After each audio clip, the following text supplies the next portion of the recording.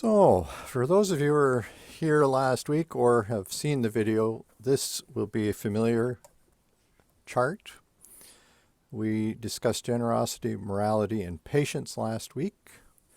And now we're going to finish off with courage, meditation, and wisdom as the perfections that the bodhisattvas, who are Buddhas in training, attempt to inculcate in their lives. So let's look at courage. It's also translatable as exertion. The paramita, or perfection of courage, means being willing to apply oneself with diligence to the bodhisattva's commitments. The way of the bodhisattva is long and painful. Exertion provides the strength to step into the pain and take advantage of it rather than trying to avoid it. This type of exertion is not manufactured like the energy a workaholic feels, or that derived from emotional distress or taking stimulants. It isn't the mindless speed and aggression that mark much of modern life. Now, Dzogchen is a later development of Buddhism which became prominent in Tibet. I'll have more to say about that in class number 11, I believe it is. It's probably the pinnacle of Buddhism. In Dzogchen, people are seeking a direct relationship to reality, not limited, governed, or controlled by a particular sectarian belief or philosophical standpoint. Now, that's not to say that Dzogchen is without any viewpoint, but rather that its view is to aim beyond any stricture of conceptual thought. This approach shows the possibility of a direct and unmediated experience and appreciation of the wisdom found in all living spiritual traditions, whatever their sectarian affiliation may be. So we'll explore Dzogchen further when we investigate the third vehicle of Buddhism, which is called Vajrayana. In the Dzogchen tradition, laziness is defined as being busy, in the sense of being constantly preoccupied with various activities. In such cases, we have a concept of something that we want to get or achieve, and our desire, our hope, and fear provide the fuel to drive us forward. It's as if our lust for a result provides that driving force behind our relentless activity. This type of person is constantly on the run, somebody who never has a free minute, who goes from dawn to dusk. In modern culture, this is framed as the ideal, the model that everyone should emulate. Why then is this regarded as the ultimate form of laziness in Dzogchen? Because in Dzogchen, the ultimate laziness is dwelling in ignorance, simply repeating one's habitual patterns over and over, and refusing to relate to the challenge of reality beyond ego. It's lazy in the sense that it requires a desire to dwell on the morass and confusion of one's own self-absorption, rather than stepping into the bright light and fresh air of reality, where what we are and how we currently spend our time might be called into question. Being busy in the modern sense, no matter how energetic it may appear on the surface, is ultimately lazy because it has no relationship to actual reality. It is based on mindless cruising, if you like, attempting to impose our ego version of things on the world. In this, there is no respect for the other, no real communication, no opening, and no journey. This kind of energy has no staying power and leads to nothing but further suffering, sickness, and confusion. On the other hand, in the Dzogchen point of view, every situation has its natural energy, intelligence, and inner imperative. The perfection of exertion involves trusting the energy presented in whatever occurs, opening oneself to it, and following its natural intelligence. Thus, because situations are always coming to us, we never miss an opportunity. which takes us to our first reading. So Margaret is here tonight, so I'm going to ask her to start. Okay. This energy of exertion is joy, rather than the kind of energy with which we must work hard because we feel we must. It is joyous energy because we are completely interested in the creative pattern of our lives. One's whole life is opened by generosity, activated by morality, strengthened by patience, and now one arrives at the next stage, that of joy. One never sees situations as uninteresting or stagnant at all, because the Bodhisattva's view of life is extremely open-minded, intensely interested. From Klogyam Trungpa, Cutting Through Spiritual Materialism. Mm-hmm. So you'll notice that what he's doing is revisiting the three stages or the three perfections that we've already talked about last week: generosity, morality, and patience. So on top of that, then you have this new stage of joy. Okay, so let's take it to the next stage, which is meditation. The heart of Buddhism is the practice of meditation. In the Tibetan tradition, meditation practice in Hinayana, Mahayana, and Vajrayana is described in terms of two stages: Shamatha, or quieting the mind, and Vipassana, which is developing insight. So these two are present in all three of those vehicles. As one progresses through the vehicles or yanas, these stages are developed and refined to ever deeper and more subtle levels. We will explore Buddhist forms of meditation more fully once we have described the 6 Paramitas. For now, let us sum up the subject by saying that quieting the mind, which is Shamatha, involves bringing the mind into a state of one-pointed stability and calm by focusing on an object of meditation, which is most commonly the breath. The open and alert state of mind progressively created by Shamatha gradually allows spontaneous insight, Vipassana, to rise to the surface of consciousness. In Mahayana Buddhism, this dual meditation practice continues, but here Vipassana eventually results in the direct perception of emptiness, shunyata. In its Mahayana forms, meditation also has a different motivation. Instead of meditating in order to benefit oneself, to create psychological comfort or protection, or to gain some other end, now one's primary inspiration for practice is the benefit of others. When with others, particularly in difficult situations that one would rather avoid, a bodhisattva brings his or her attention back to the situation again and again. By doing this, one is able to see its many possibilities and can then engage the other paramitas of generosity, discipline, patience, and exertion as required. By resting naturally and spontaneously in one's Buddha nature through the paramita of meditation, one sees situations through the vast and unbroken field of awareness revealed by Vipassana, resulting in a rare clarity and warmth. So we'll come back to meditation in a few minutes. Let's talk about the last one, which is the last perfection, wisdom or transcendental knowledge, which in Sanskrit is Prajnaparamita, which is the name of several very important Mahayana texts.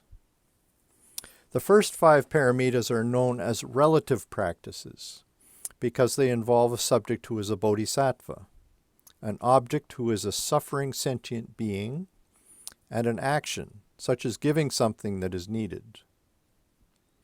The wisdom paramita is known as the ultimate practice because it is the non-dual awareness of the true nature of reality itself. This is an absolutely direct and non-conceptual state in which all ideas of subject and object have disappeared, and one is face to face with the profound emptiness that is the essential nature of all things. Without Prajnaparamita, the other 5 paramitas would be blind. The 6th paramita brings in the element of intelligence or insight, so that the other 5 can operate with precision and accuracy. With Prajnaparamita being the awareness that sees situations exactly as they are, the Bodhisattva's generosity, discipline, and so on will be exactly appropriate, no more and no less than is actually needed. Prajnaparamita also permeates the other actions so that as their culmination level, they are non-conceptual and non-dual. Without the 6th paramita, the other 5 would be strictly relative practices that would not be paramita, transcendent. What makes the first 5 paramitas transcendent is that while they begin in duality, they end in a direct, non-dual awareness of reality. So let's look at the paramita of generosity as an illustration of this. This involves the application of something called threefold purity. Okay. Leslie, could you read number 2 for us, please? Sure. In the case of generosity, as long as a bodhisattva gives with the idea that he or she is the person who is giving, that there is a recipient who is receiving, and that there is an act of giving, the giving will just be ordinary and not the paramita of generosity. In that case, it will accrue the ordinary benefit and merit that giving on a Hinayana level would entail. By contrast, according to the Threefold Purity, a bodhisattva is asked to recognize no giver, no receiver, and no action of giving. He or she is called to engage in giving in a completely non-conceptual space with no reference of the giver back to himself. Thus one gives literally without giving it a thought. The insight into the need for the gift arises spontaneously as an expression of the bodhisattva's inner Buddha nature, and the act remains free from conceptualization and thus pure.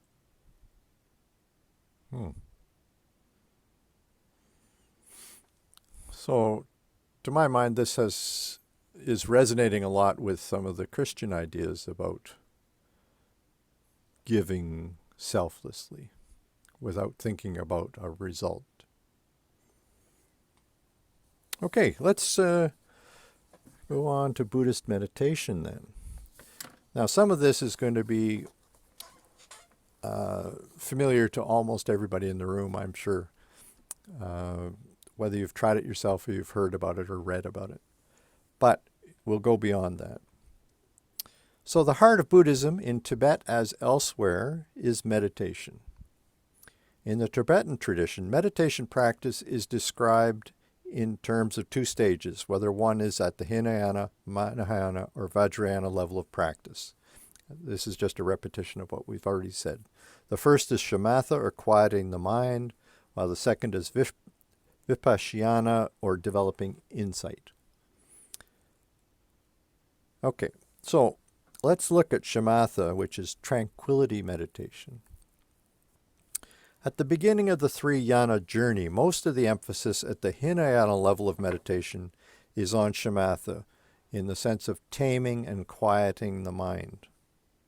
This is because a practitioner is usually afflicted by a mind that is excessively discursive and uncontrollably active in the initial stages of his or her journey. This is what you've probably heard referred to as the monkey mind. So discursive here means moving from topic to topic without any order, or rambling. So such a mind cannot easily give birth to insight or vipassana. Through the practice of Shamatha, then, the mind can begin to slow down and become less wild and distracted. Shamatha requires setting aside periods of time for the formal practice of sitting meditation in daily life, and whenever possible in periods of intensive group practice and even in retreat. Shamatha involves placing one's attention on a chosen object and resting it there. In Tibetan tradition, a number of different objects are used. At the beginning stages of practice, it is the breath that is most commonly chosen. One is instructed to focus on one's breathing, usually attending to the breath at the tip of the nose. One is to pay attention to the sensations of the breath entering the nostrils on the in-breath and exiting the nostrils on the out-breath. One's awareness is to be tethered to this precise point and held there as one breathes in and out. If the mind wanders as it is likely to do, one is to bring it back gently but firmly to the sensation of the breath. By carrying out this practice with diligence as a daily part of one's ongoing life, the character of one's mental activity will gradually begin to change. In the initial stages, one will feel oneself forcibly taken over by thoughts, emotions, and fantasies. In fact, one may be distracted, in other words, forgetting to pay attention to the breathing for long periods of time. Then all of a sudden, one will realize that one has been thinking or daydreaming and will come back and begin again to practice the mindfulness of breathing. At first, the pattern of trying to pay attention to the breath, being pulled away, and then returning can be painful, frustrating, and exhausting. However, one may also feel periods of surprising lightness and peace. Both the difficulty of the mindfulness and the occasional moments of relief are signs that the practice is evolving. Through this practice, one cultivates greater and greater attentiveness or mindfulness of one's breathing. Okay, so let me see. How about David Erickson for number 3?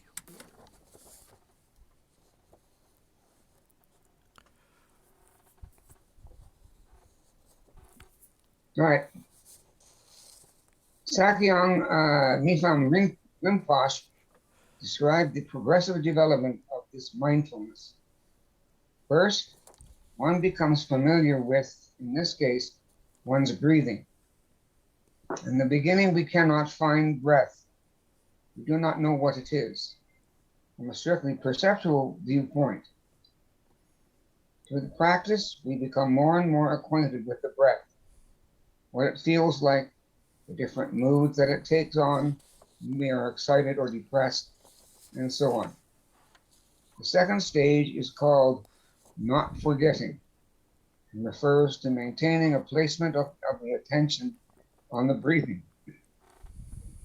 Just as the mind of a hungry person is fixed on the feast placed before him, or just as the mind of a lover never strays from the thought of her beloved. So the mind of the meditator is always turned toward the breathing and attentive to it. The third stage is called non-distraction, in which one is able to rest one's mind on the breathing without being distracted at all. And that's from Reginald Ray, The Indestructible Truth. Okay, thank you. So as one's practice of shamatha evolves, so does the technique that one employs. The following summary of the major stages in the evolution of a practitioner's shamatha practice will give us a general idea of how the practice develops.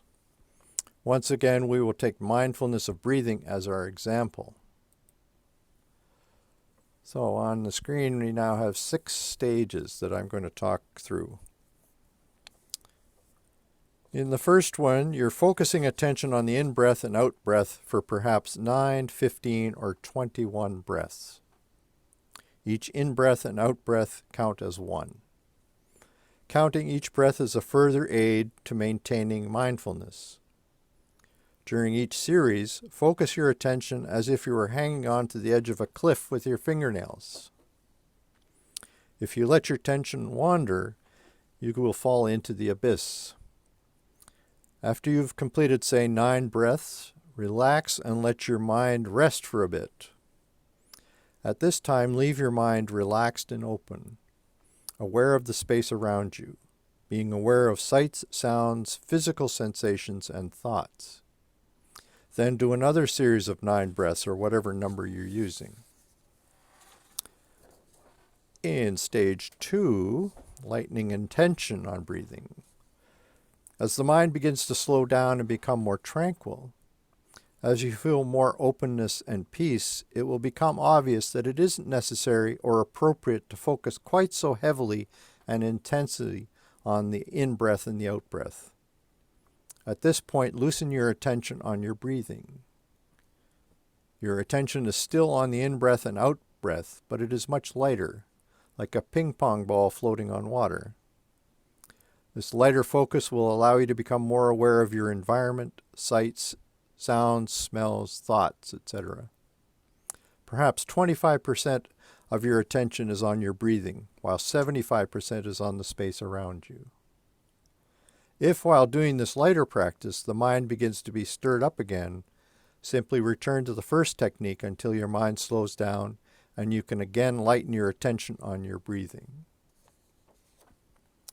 In stage 3, as the mind becomes more relaxed, peaceful, and open, begin to let go of your attention on your in-breath entirely, so that you are lightly resting your attention only on your out-breath. At this time, let your mind go out with your out-breath, and with your out-breath, dissolve into space. On the in-breath, simply let your mind rest in the space around you. At this point, your mind is at rest, open, and free. Then, as you begin again to breathe out, once more lightly place your attention on your out-breath and ride with the breath, letting your mind dissolve at the end of the out-breath. So why does the attention need to be this light and open? Here's what Chogyam Trungpa has to say about that. Maybe I can ask Belinda to read this one. I have to switch back here. And that's number 4. You need to turn on your speaker, though. Did you unmute yourself, Belinda? Just working on it. There we go. He's working on it. Ah, okay. I couldn't tell. When you tell somebody to keep a high level of concentration, to concentrate 100% and not to make any mistakes, that person becomes stupid and is liable to make more mistakes because he is so concentrated on what he is doing. There's no gap. There's no room to open himself, no room to relate with the back and forth play between the reference point of the object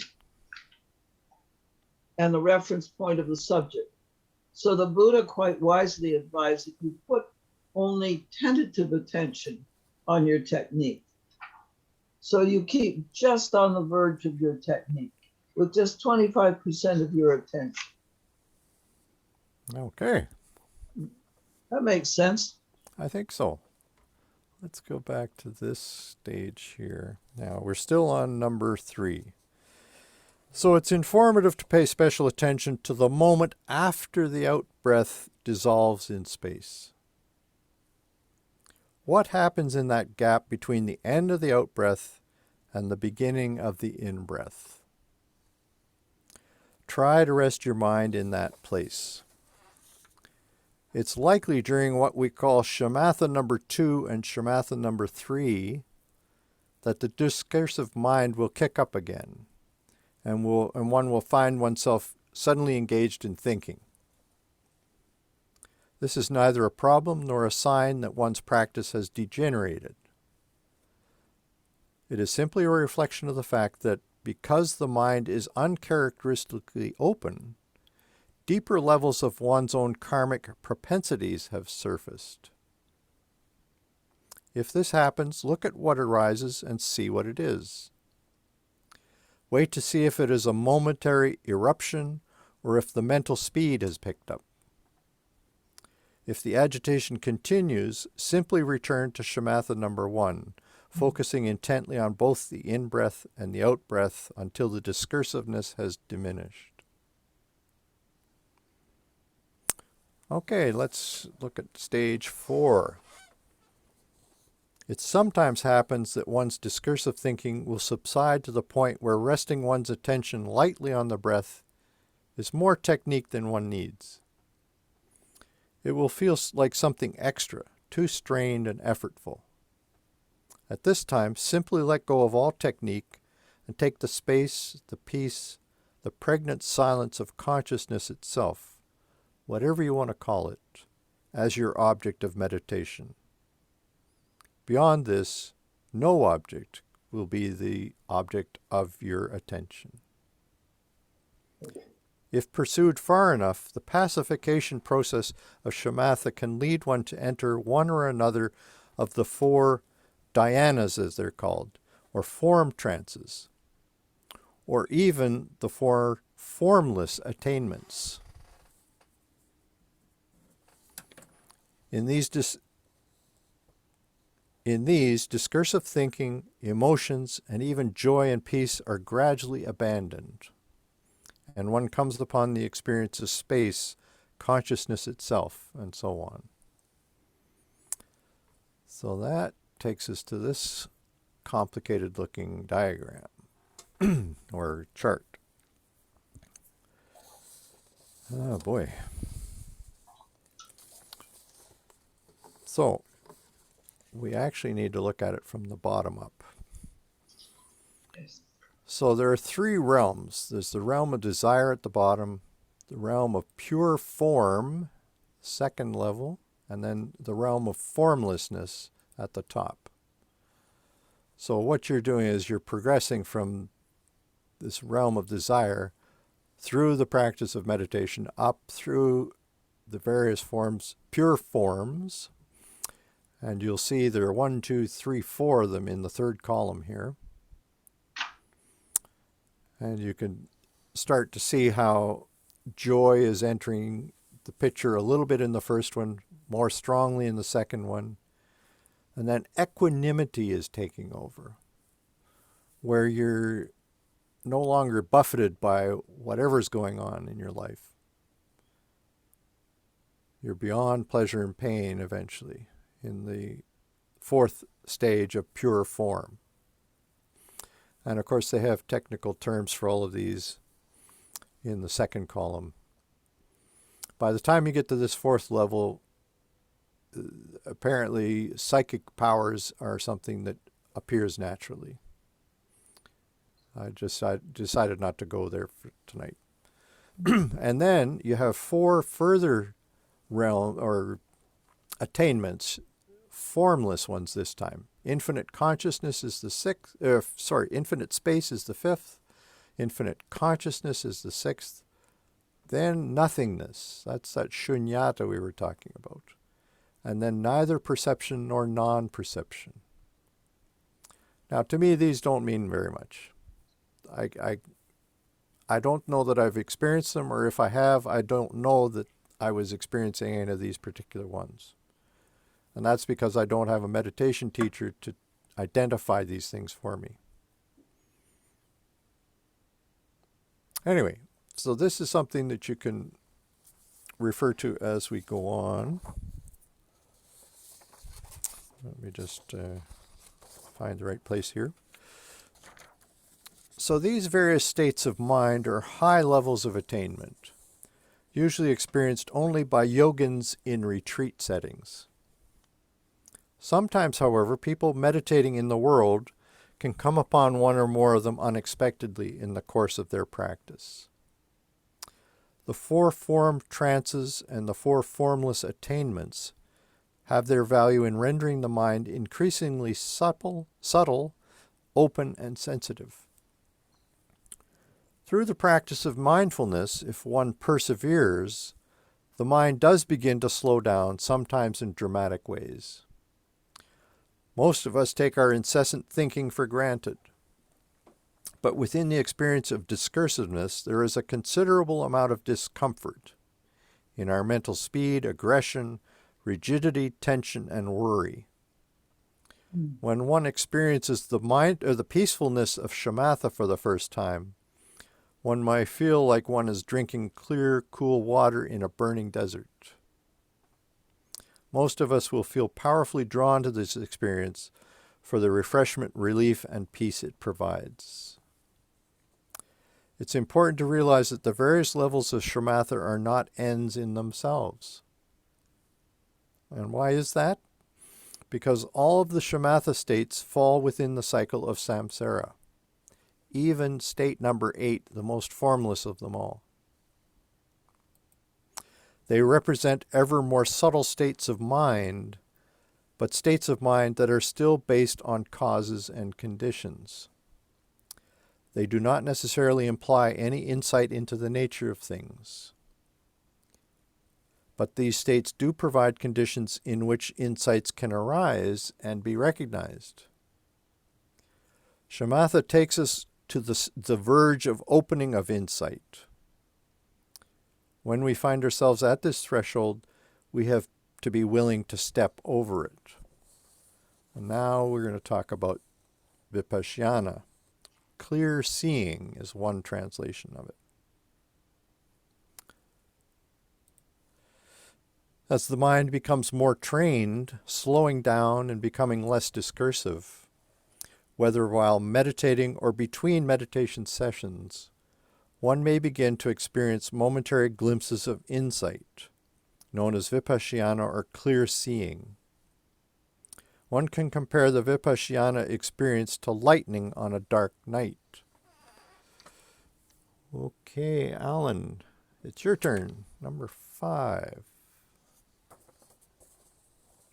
You're sitting on a hillside on a cloudy night, looking out. However, it's so dark that you can see nothing. This is the state of our normal ego existence, where we are wrapped in the dark shrouds of ignorance. Abruptly, a bolt of lightning strikes the sky before you, illuminating the landscape. In this instant, as clearly and sharply as if it were broad daylight, you can see the hills and valleys with their trees and bushes, the rivers and ponds spread before you. The image of lightning illuminating the darkened landscape is the vipassana experience. Reginald Ray. Mm-hmm. I always like analogies. They help me understand what they're saying. Oh. So vipassana is an experience of the world that stands outside of our expectations and wishful thinking. It is felt as an experience of things as they are. This type of insight is always situational. You may be talking to someone but have an uneasy feeling about the conversation without knowing why. All of a sudden, like that bolt of lightning, you see clearly that there is a struggle going on. Perhaps one person is trying to steer the conversation in a certain direction, while the other person is trying to push it in another. You have a sense that for a moment you stood apart from yourself and saw the true and unmistaken nature of the situation. In vipassana, then, the world is momentarily glimpsed, not from the standpoint of ego, but, at least in an embryonic way, from the standpoint of the Buddha nature.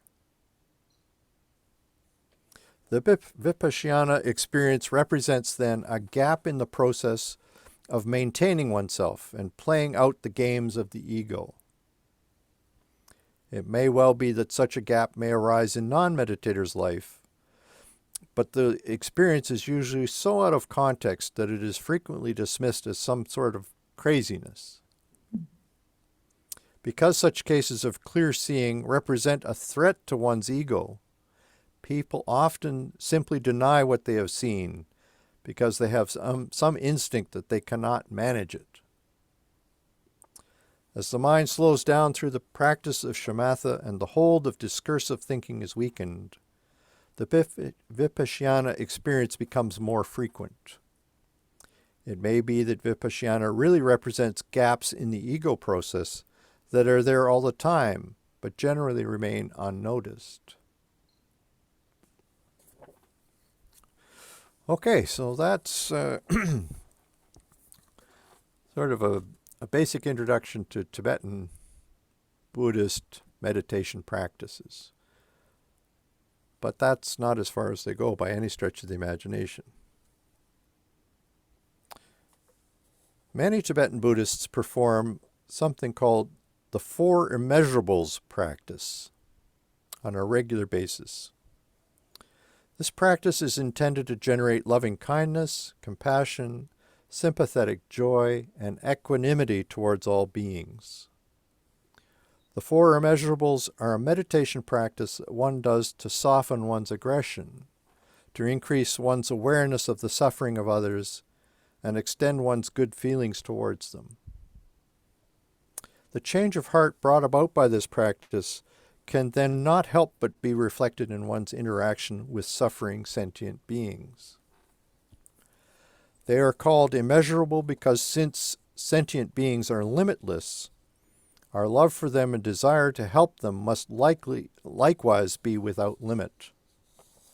They are also immeasurable because one does them for all sentient beings without preconditions or qualifications. So I have to apologize. I realized about an hour before this talk that I hadn't created this simple list. I will send it to you tomorrow so that you have it. But this will just help focus as I'm talking. So let's take these in order. Loving kindness, or Maitri, is the sincere wish that all sentient beings experience happiness. Typos in my notes here. Both the conditioned happiness of ordinary life and the ultimate happiness of liberation. To do this practice, we begin with someone close whom we love. We then consider how this purpose longs to be happy. Then we visualize that person obtaining all the happiness in the world, including the joy and freedom of enlightenment. Having done this with one person who is near and dear, we repeat the contemplation with someone we are not fond of. Finally, we extend the contemplation to larger and larger groups of sentient beings. Those in our extended family, for example, then our neighborhood, our town, our province, and so on until all sentient beings are included. The second immeasurable is compassion. Compassion is universal love that extends to all sentient beings throughout time and space. We begin, as before, by selecting a person for whom we feel particular love. We visualize this person and open our hearts to feel as deeply as possible the love that we have for him or her. Then we pick some other person that we know and try to extend this same love to him or her. Next, we extend this love to an enemy. And finally, we extend it to all beings. Now, this must be familiar to you from Abdu'l-Baha's writings. The third immeasurable is sympathetic joy. This involves rejoicing in the happiness of others. Laurie, would you read 6 for us, please?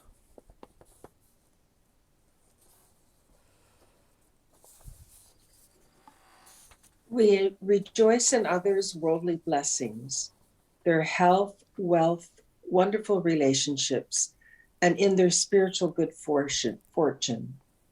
We don't allow jealousy to overtake us, nor wonder, why do they get this or that and not me? Instead, we make the wish that their happiness will be long-lived, and we do everything we can to make that happen.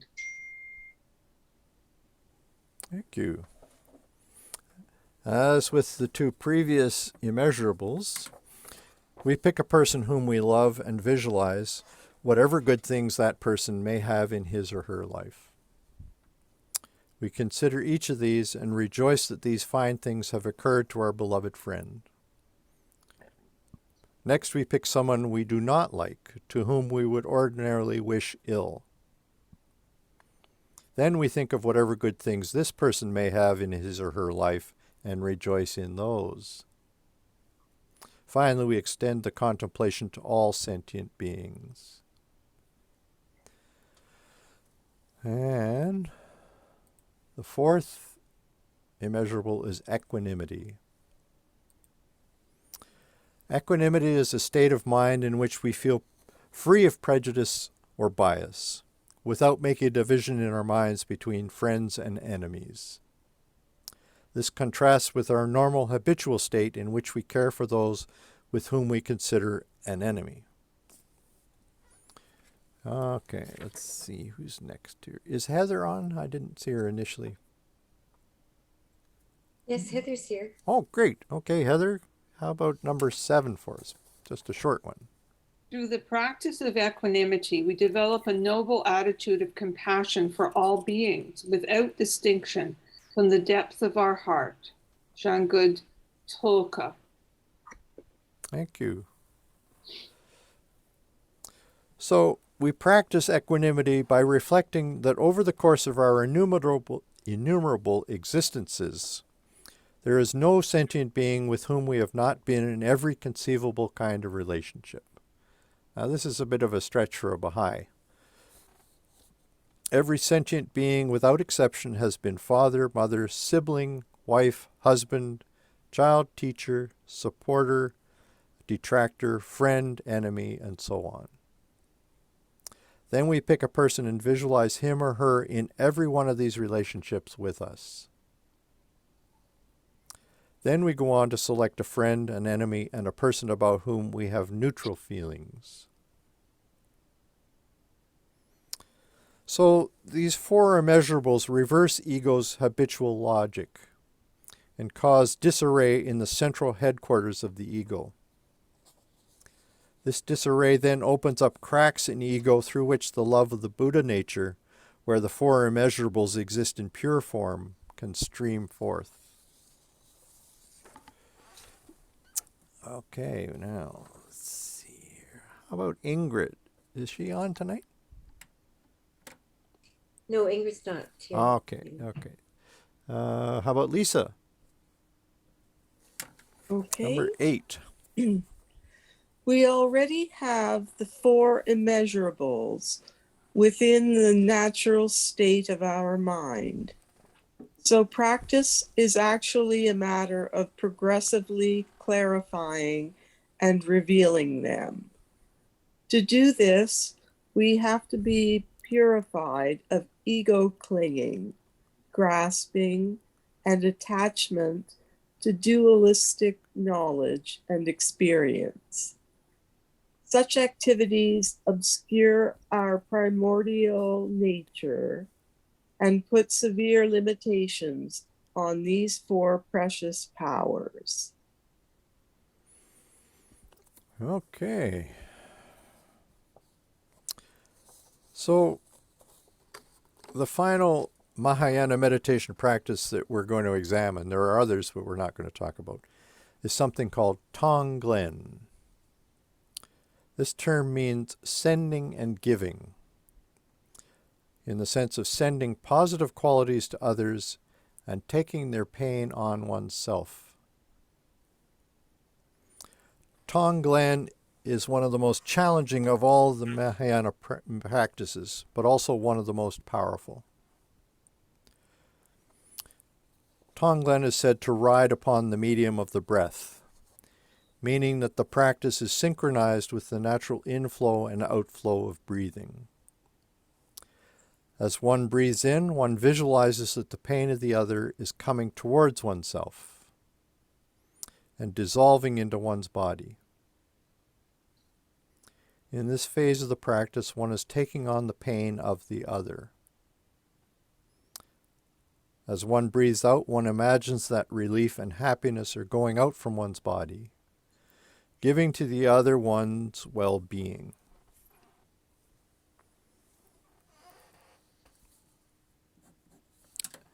In this sense, the practice should be felt as very personal. So, Tonglen can be divided into several stages.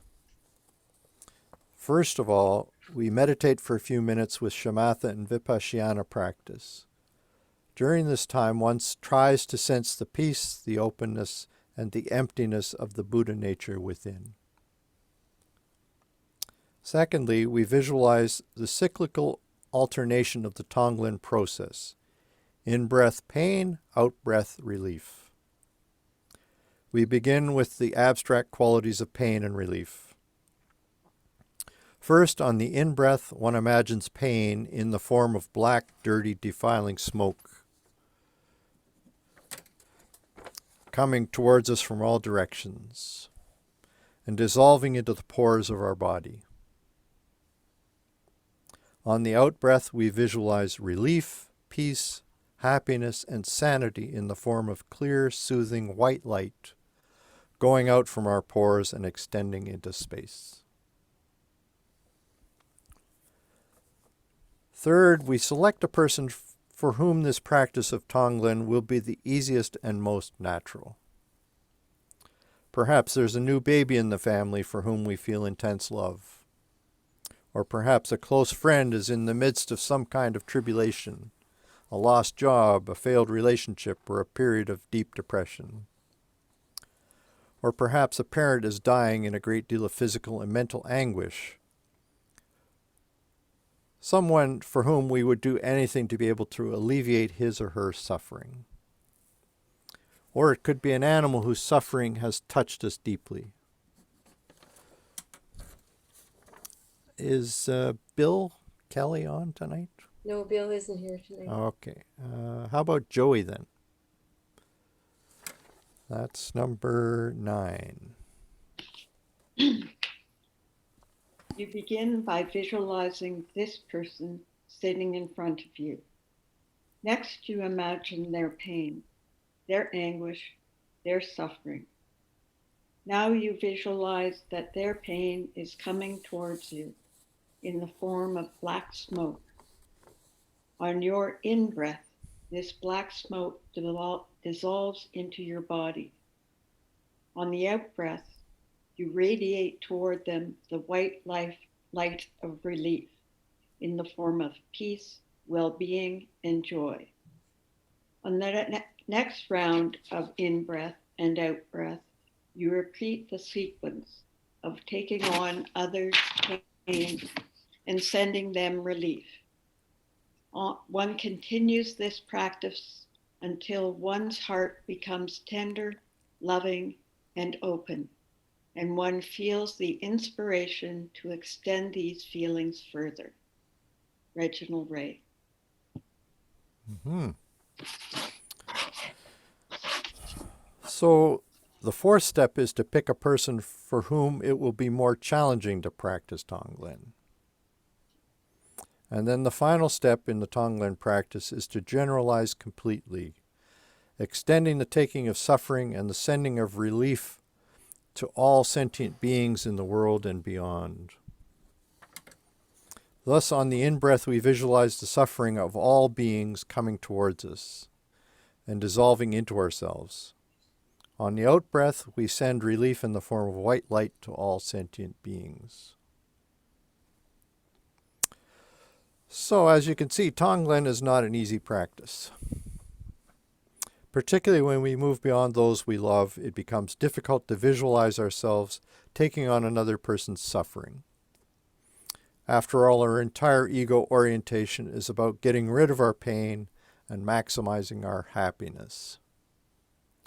The reversal of this process in Tonglen takes constant work. Being unable to do this practice very well should be no cause for alarm.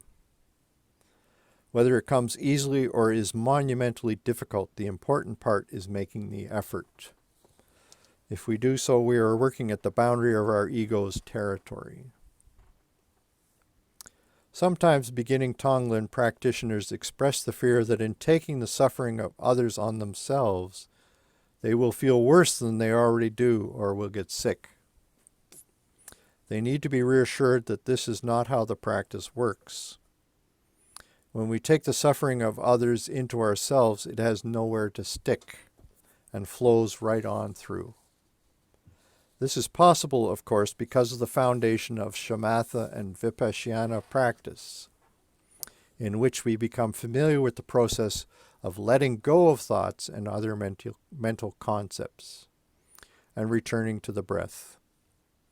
Taking on the suffering of others on ourselves unleashes the power of our Buddha nature.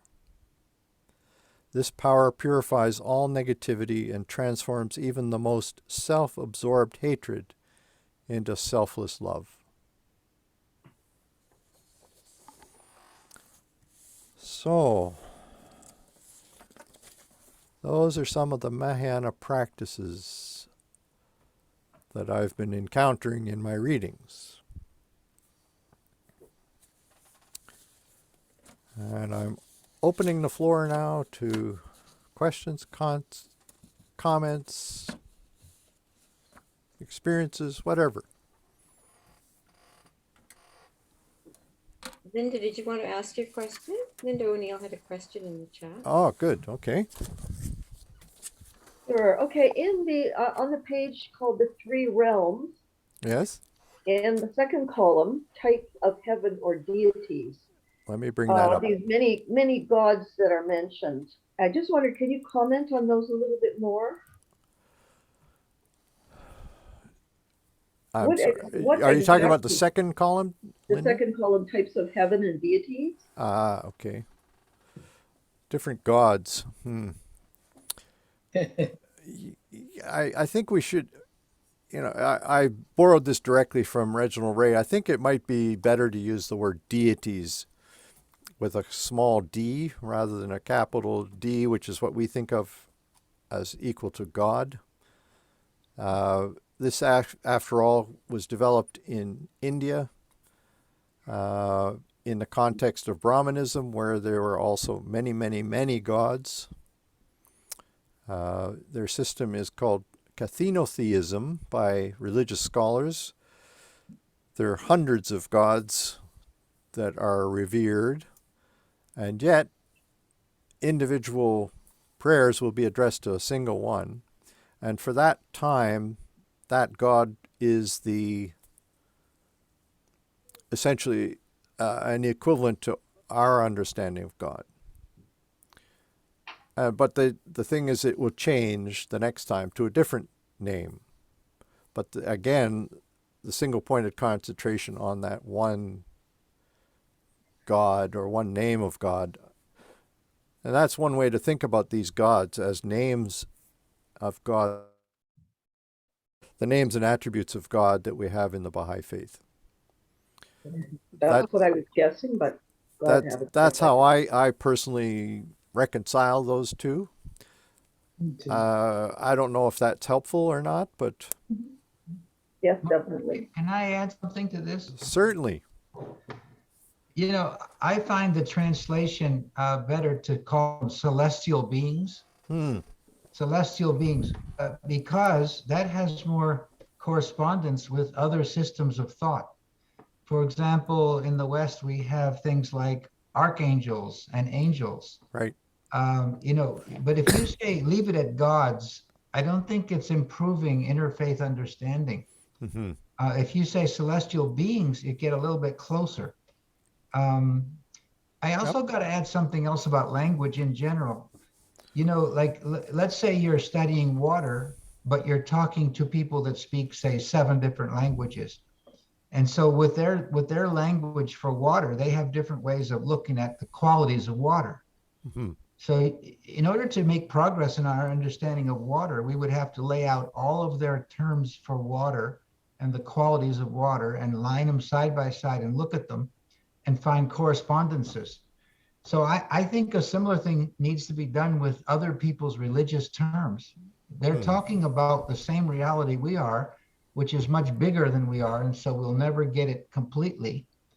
But unless we can find corresponding terms to what we use, I don't know how much understanding we're developing. So, for example, paramitas, okay, that means perfections. That also means virtues. We could use the word virtues. Yep. So, anyway, that my point is translation is necessary of some kind.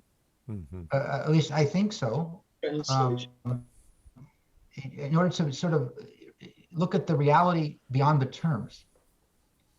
So Buddhism, especially Tibetan Buddhism, breaks everything up into lots of categories, 4s and 6s and 9s and 18s, 24. So, but you have to find something that connects with your understanding and experience to make progress in understanding Buddhism. At least that's what I believe. I don't know if you share that belief, but that's my methodological approach. Unless I'm going to learn Sanskrit or Tibetan or, you see, but if not, then I have to translate into something I can grasp or potentially grasp. But I guess, Harold, one of the things I would argue is that it's worth taking time to try and understand those particular terms within that religion and all of its own explanations before one tries to translate it into Baha'i terms, for instance.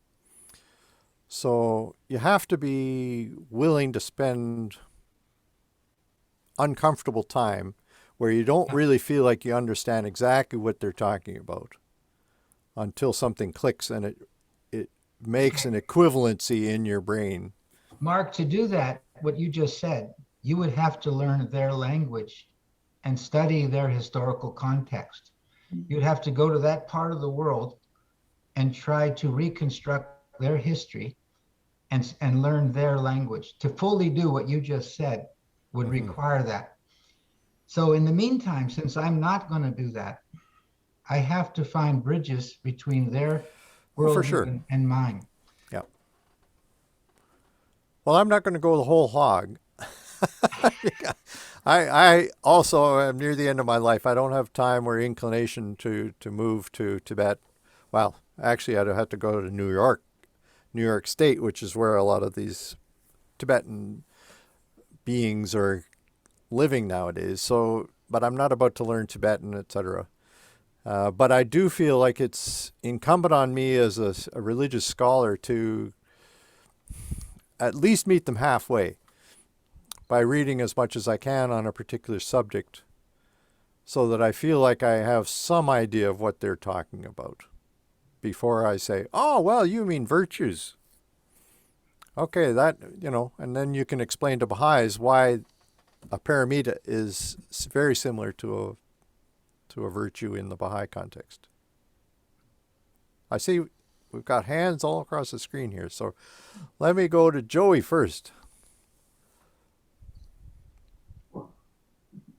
I found I made a mistake of drawing a connection between the Baha'i faith and another faith with a friend of mine. And and she was not prepared to accept that I said, oh, it's the same as, or it's similar to. She was actually quite determined that I had misunderstood. So I had to take a step backwards and say, no, this is, for her, there's no similarity whatsoever. And that I had to take then, okay, let's look at things from her point of view and from where she's at, because she certainly doesn't see any similarity between her faith and the Baha'i faith. And that was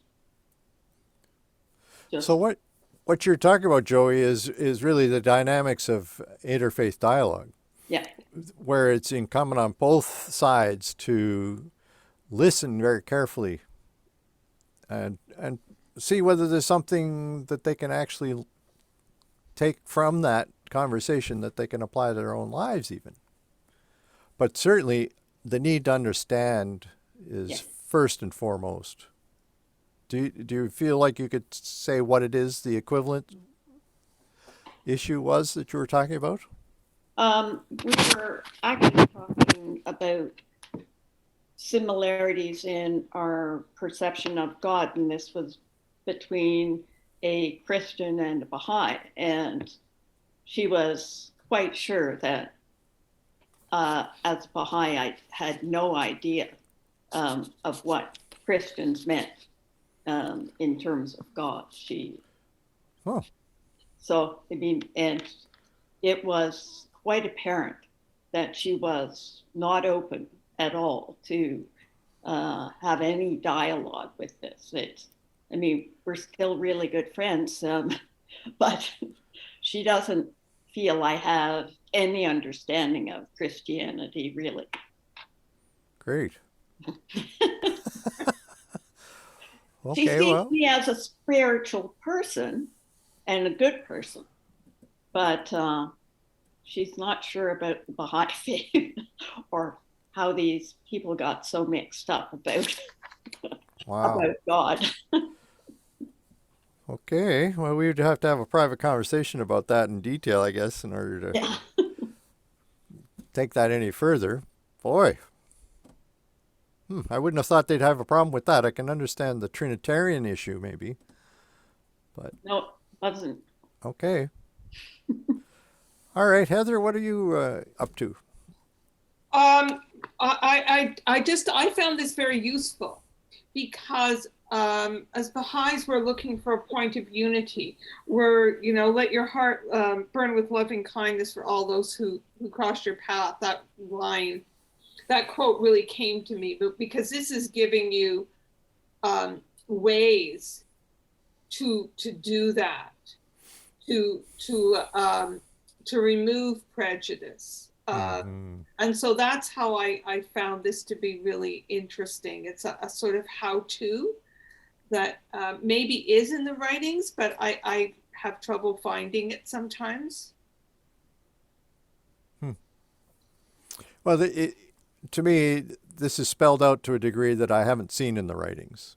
Yeah, It's suggested, and probably if you were talking to Abdu'l-Baha one-on-one, he would have some advice for you about how to actually put some of these things into practice, but it doesn't appear so much in the writings that I've encountered. Mm-hmm. At least not in the detail that I encountered in Buddhism. Okay, Jack, you're patiently waiting.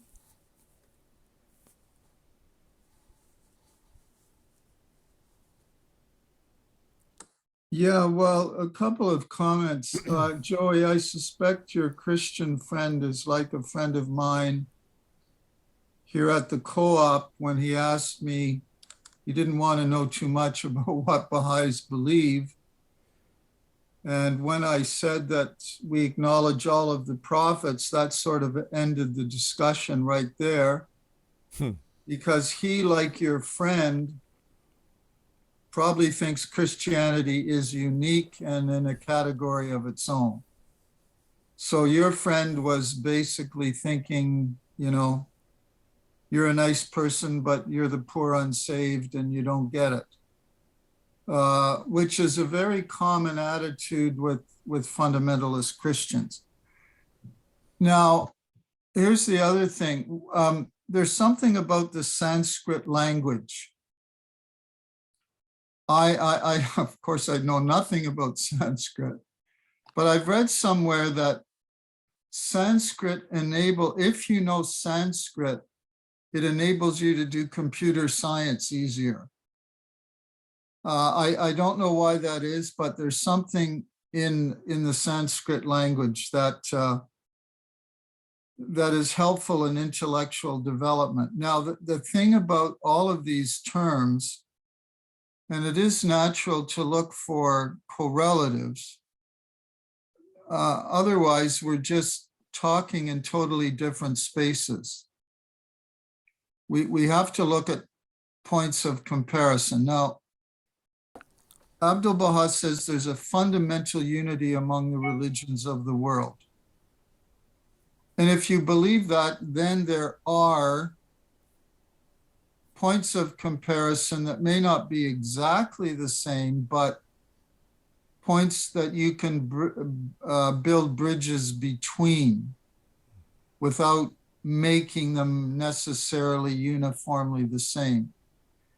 So we have to remember that in Sanskrit and in Buddhism, they have gone into great detail about the inner world,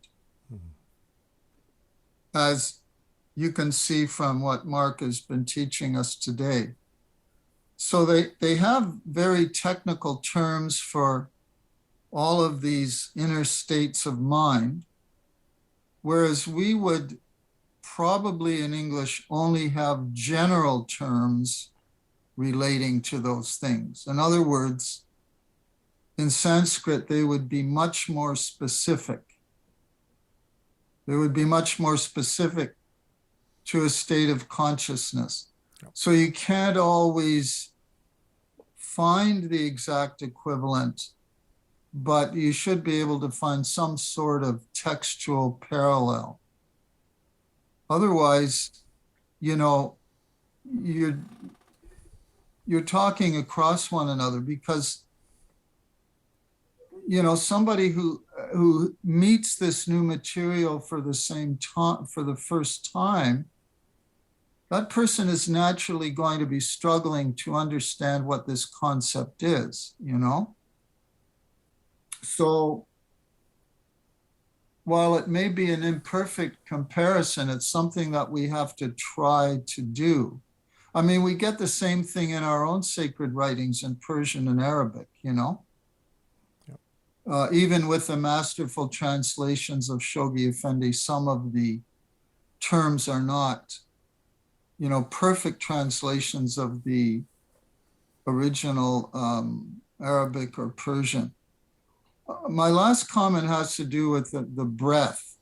Now, this is a big thing for meditation. Eckhart Tolle's always talking about this in his lectures too, about the importance of the breath. But in the chakras, do you remember how in the West we sort of used to joke about people meditating on their navel? Do any of you remember that? Gazing at the navel, yeah. Navel gazing, yeah. Navel gazing. Yeah. Well, actually, in the chakras, the navel, as you know, is one of the power points. And I discovered in reading theology of the Eastern Church that this is actually something that the monks in the Eastern Church do in their meditative practices. They actually concentrate on their navel because they believe that it is some sort of center of spiritual power. So it's interesting that you get these different approaches. I just wonder, Mark, if in any of your research you came across anything about the navel being a chakra point or anything like that. For sure. Yeah, and I will be talking about the chakra system, I think in class 11. So yeah, it does appear in Buddhism. So yeah, the navel does. Okay, in the chakra. Not so much just the navel. I mean, to me that's a low level chakra. So there are many higher ones that they're concerned with, but they're also looking at the energy system that is attached to those. So, but I think you're quite right, Jack, that if anything, what I'm trying to do with this whole, so far, 3-part course is to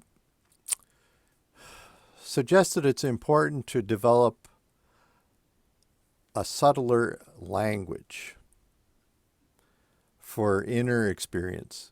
Because the West hasn't really devoted itself to this, it's an undeveloped territory.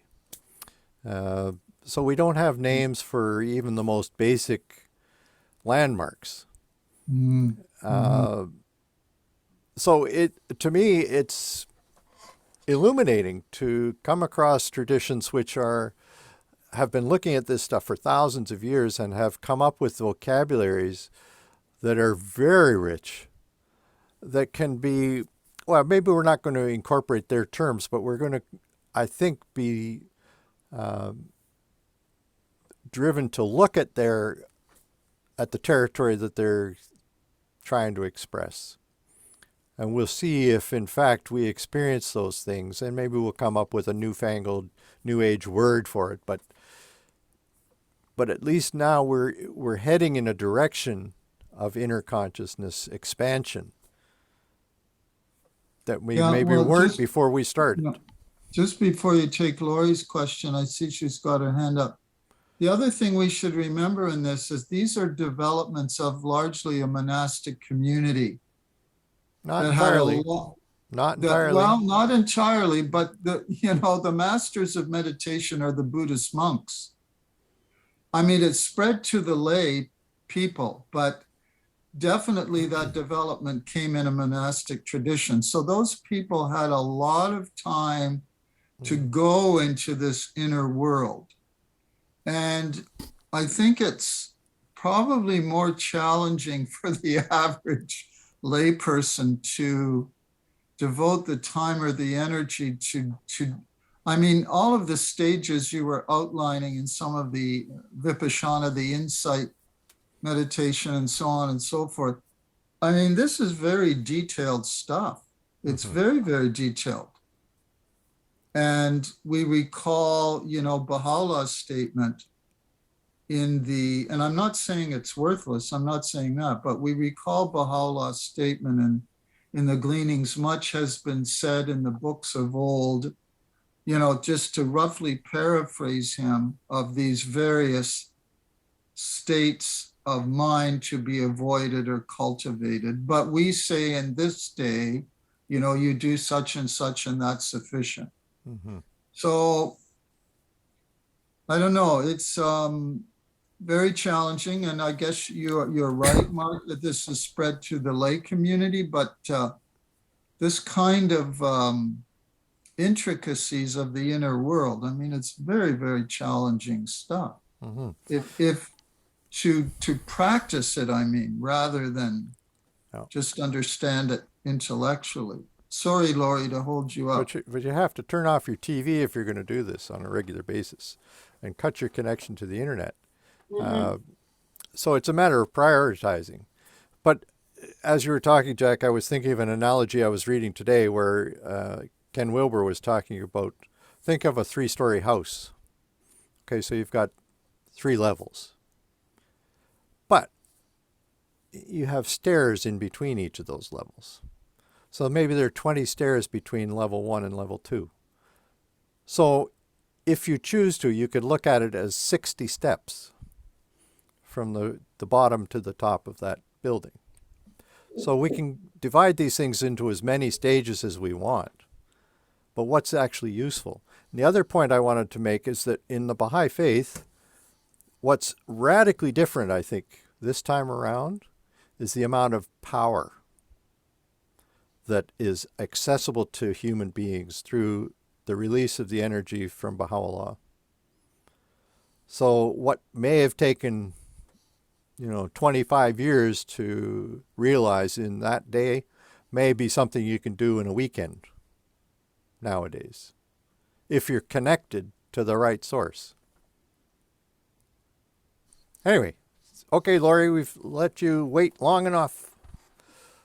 Oh, that's just fine. I just, as an interesting fact, why did the Tibetan, I don't know if they're monks or whatever, why did they move to New York? And what's going on there? Now, not New York City, but New York State. Yeah, up in New York State. Yeah. Yeah. I guess it's a beautiful country. It has a lot of snow.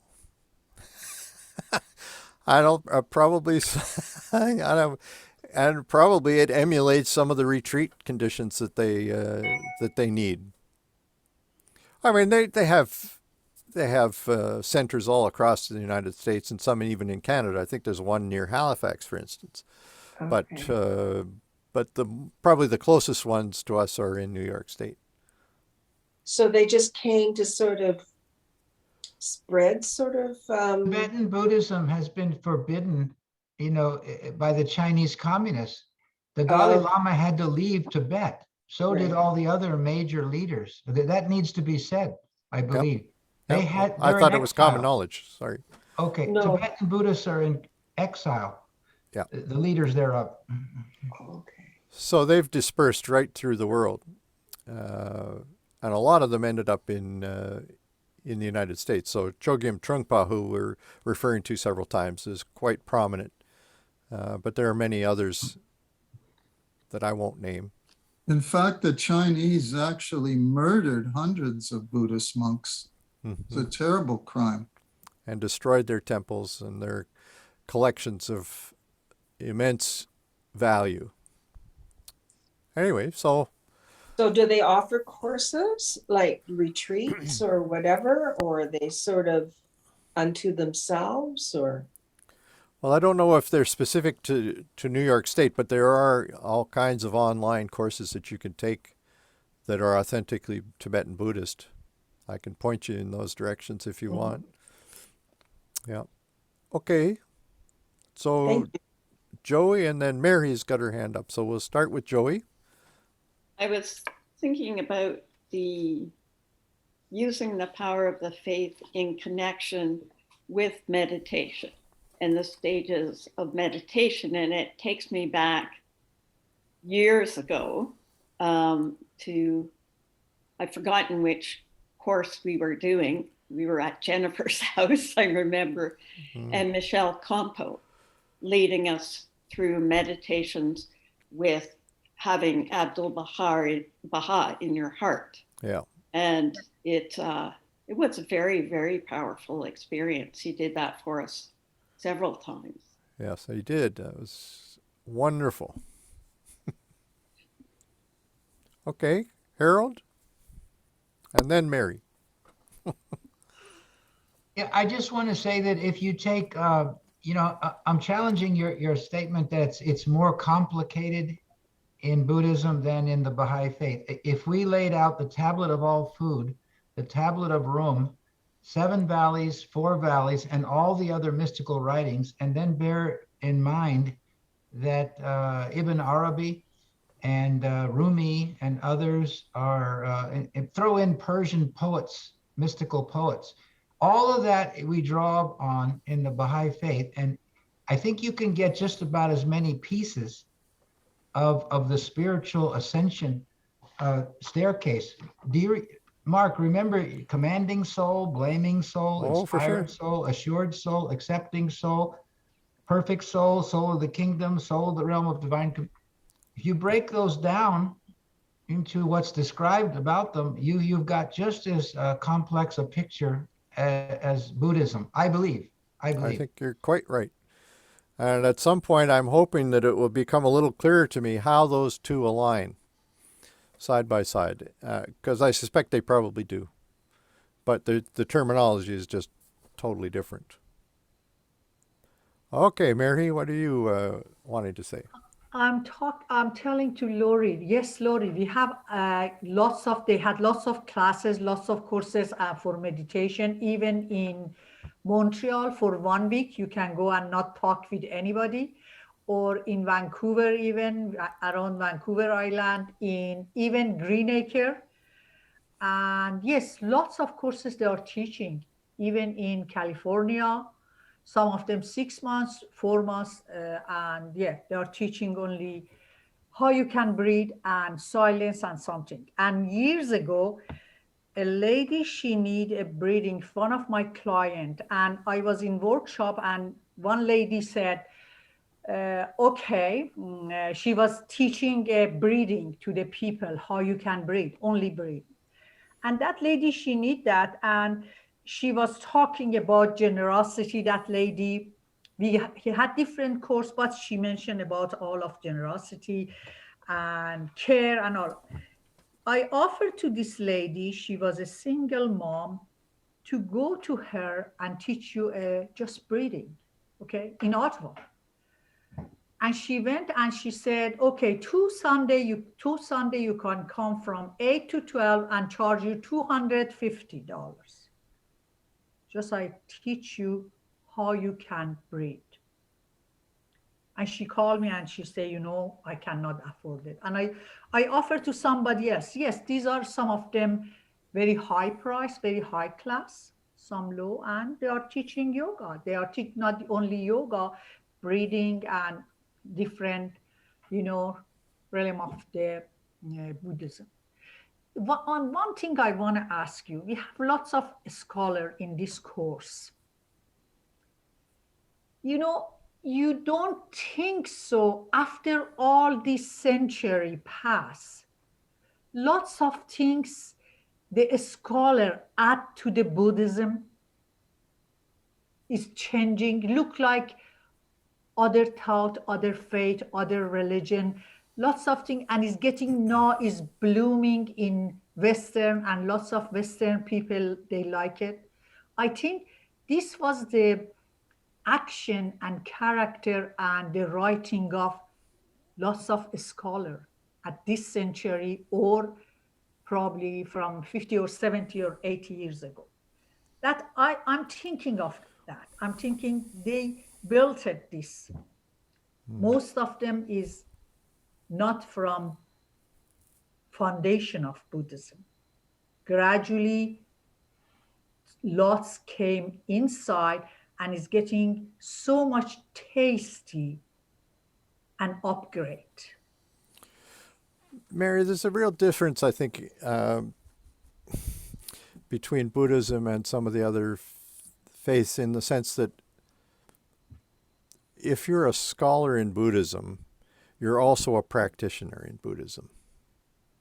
So these people who I'm reading are essentially masters of the techniques or of the practices of the things that we've been talking about, at the same time as they are highly developed mentally or intellectually. And it's that combination which is a little bit unusual for people in the West. Usually they see an intellectual as standing back, objectively looking at what is being presented, rather than living it, participating in it. So if Baha'is can combine those two themselves, they will really be stellar scholars, because they're so tightly connected to the power. Yeah, but the Baha'i scholar is not just supposed to be a brain. No. The Baha'i scholar is supposed to be a Baha'i, first and foremost. That is, they try to live the life. And that is, so it's not just an intellectual activity, it's something that we live. And it's the same thing in the Eastern Orthodox Church when I was reading their tradition as well. The theologian has to be above all a practitioner. But I think Mehri is absolutely right that a lot of these things cannot be traced back to foundational Buddhism. I think these things are accretions. I don't think Buddha taught all of these meditation techniques in this kind of detail, but they've developed over the centuries and got more and more detailed. I think, basically she's right about that. But at the same time, you remember that chart I showed with the desire realm, the form realm, and the formless realm. Even in his earliest statements about his own experience, the Buddha was referring to some of the formless realms. So he taught people all about that configuration of reality during his life. So I think you can find that kind of information in the Pali texts themselves. But maybe you're right, maybe not in as much detail as they are currently available in Tibetan Buddhism. But I don't think they're making it up. I think they are following his path, his suggestions, and documenting what they see.